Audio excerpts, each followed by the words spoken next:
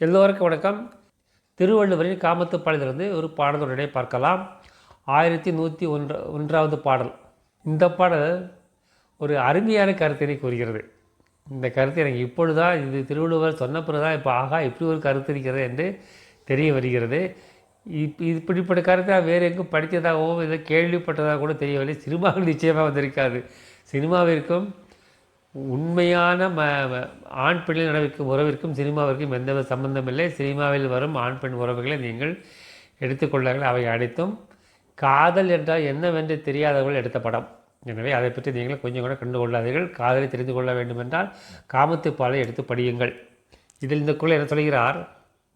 கண்டு கேட்டு உண்டு உயிர்த்து உற்றறியும் ஐம்புலனும் ஒன் தொடி கண்ணே உள. இந்த பாடலுக்கு முழு அர்த்தம் என்னென்னா, நமக்கு ஐம்புலன்கள் இருக்கின்றன. அவை கண், காது, மூக்கு, வாய், உடல், தோல் என்று எடுத்துக்கொள்ளலாம். ஐம்புலன்கள் இருக்கின்றன.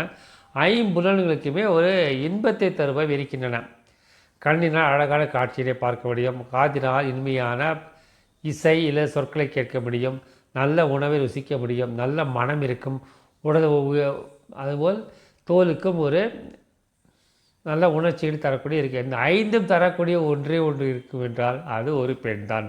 அழகிய வளையல்களை அணிந்த பெண்ணால் தான் இந்த 5 புலன்களுக்கும் மகிழ்ச்சியை தர முடியும் என்கிறார் திருவள்ளுவர் அவர்கள். எவ்வளவு அருமையான கருத்தை சொல்கிறார்.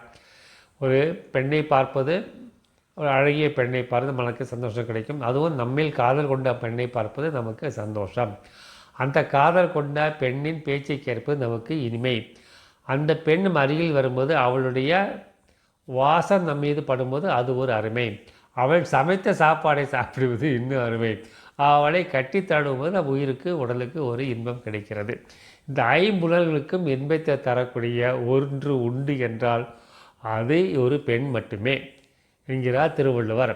நமது மந்திரம் அன்பே செய்வோம், அன்புடன் வாழ்வோம், கடமையை செய்வோம், இந்துடன் வாழ்வோம், எல்லோருக்கும் உதவி செய்வோம், எல்லாம் சிவபயம். நன்றி, வணக்கம்.